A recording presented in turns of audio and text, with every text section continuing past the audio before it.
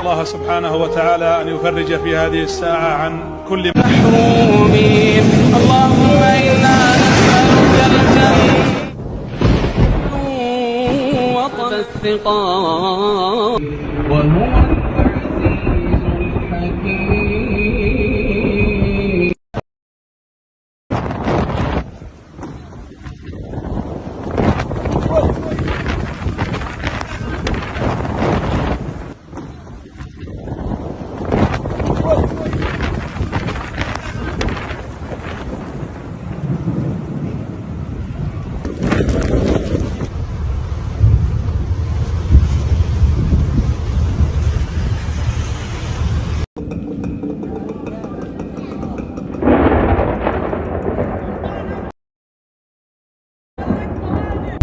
روح روح روح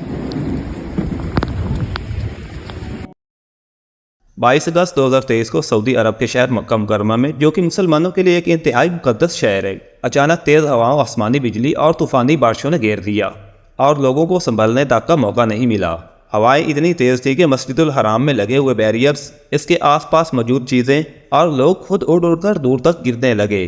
कोई खुद को संभाल नहीं पा रहा था। सऊदी अरेबिया में इससे पहले भी बारिशें और तेज़ हवाएं चलती रहती हैं।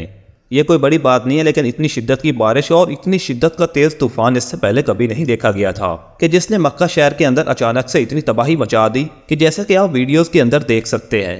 तूफ़ान इतनी शिद्दत से चलता है कि लोग अपने आप को संभाल नहीं पा रहे। सफाई पर मामूर वर्कर्स खुद को भी नहीं संभाल पा रहे और जो उनके इर्द गिर्द सामान पड़ा है वो उसको भी नहीं संभाल पा रहे। मक्का में क्लॉक टावर पर नमाज के दौरान आसमानी बिजली को भी गिरते हुए देखा जा सकता है और उम्रा करने वाले ज़ायरीन भी इस तूफान की जिद में आ गए। शहर की सड़कों को सैलाब के पानी ने घेर लिया और पूरे शहर में हाई अलर्ट जारी कर दिया गया। लेकिन अब ये 4 दिनों के बाद सुनने में आ रहा है कि अब हालात काफ़ी बेहतर हैं। साइंटिस्ट के मुताबिक ग्लोबल वार्मिंग की वजह से पूरी दुनिया में मौसम तब्दील हो रहे हैं और इसका असर आपको सिर्फ मिडिल ईस्ट में नहीं बल्कि पूरी दुनिया में देखने को मिलेगा। मिसाल के तौर पर यूरोप के वो मुल्क जहाँ पर कभी शदीद ठंड हुआ करती थी और अब वहाँ पर गर्मियाँ शदीद होती जा रही हैं और जो इलाके गर्म थे वहाँ पर मुसलसल बारिशें और तूफान देखने को मिल रहे हैं। सर्द इलाकों में गर्मी की वजह से ग्लेशियर्स का पानी पिघलकर समंदर की सतह में इजाफा कर रहा है, जिसकी वजह से वो शहर और इलाके जो समंदर की सतह से नीचे हैं वो मुस्तकबिल में डूबने वाले हैं। मिसाल के तौर पर मालदीव मुल्क और वेनिस सिटी।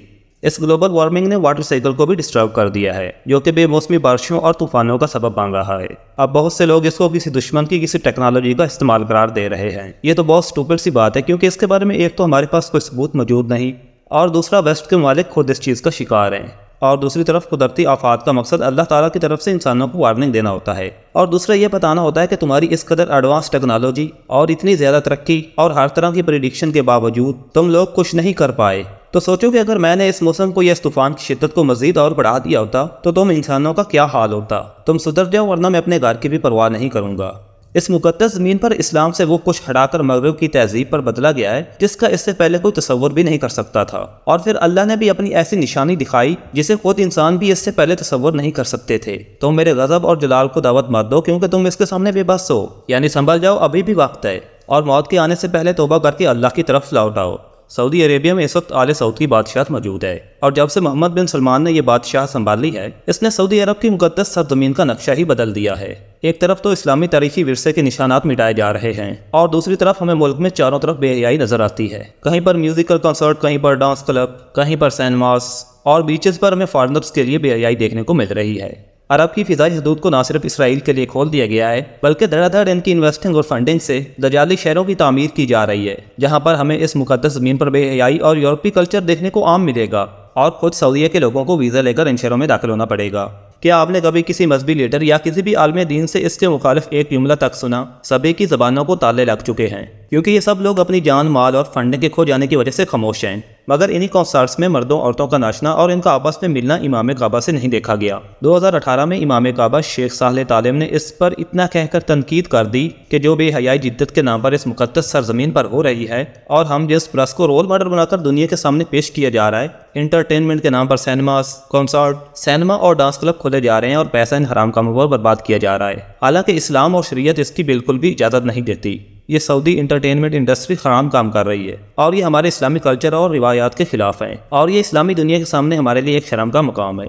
ان کے اس خطبہ کے الفاظ کیا تھے ذرا آپ بھی سنیے۔ صرف اتنی سی تنقید ان کے لیے اتنا بڑا گناہ بن گئی کہ سعودی اتھارٹی نے اچانک ان کو گرفتار کر لیا۔ اس کی گرفتاری کے وقت تو اس کی کوئی وجہ نہیں بتائی گئی، لیکن بعد میں پبلک کو یہ بتایا گیا کہ حکومت وقت کے خلاف بات کرنے پر انہیں گرفتار کیا گیا ہے۔ 4 سال کا عرصہ امام کعبہ نے ان وقت کے فرعونوں کے سامنے کلمہ حق کہنے کی وجہ سے جیل میں گزارے، اور اب 2023 میں سعودی حکومت نے اسے مزید 10 سال کی سزا اور سنا دی ہے۔ یہ ہے اس مقدس سرزمین پر انصاف کا حال۔ اللہ کے نبی کی سرزمین پر بھی انصاف کا وہی حال ہو چکا ہے جیسا کہ حکمران وقت چاہتا ہے، کیونکہ ان سب اداروں کو حکمرانوں نے اپنی دہشت سے غلام بنا رکھا ہے۔ ملک کا ہر ایک ادارہ ان کے کنٹرول کے اندر ہے۔ جو بھی ان کی بادشاہت یا ان کی پالیسی کے خلاف بات کرے گا وہ یا تو اپنی ساری عمر جیل کے اندر گزارے گا یا پھر اسے اپنی جان دینی پڑے گی۔ اللہ تعالیٰ سے دعا ہے کہ وہ ہمیں سمجھنے اور نیک عمل کرنے کی توفیق عطا فرمائے۔ باقی آپ اس کے بارے میں کیا سوچتے ہیں؟ اپنی قیمتی رائے کا اظہار کمنٹ سیکشن میں لازمی کیجیے۔ Thanks for watching this video. اللہ حافظ۔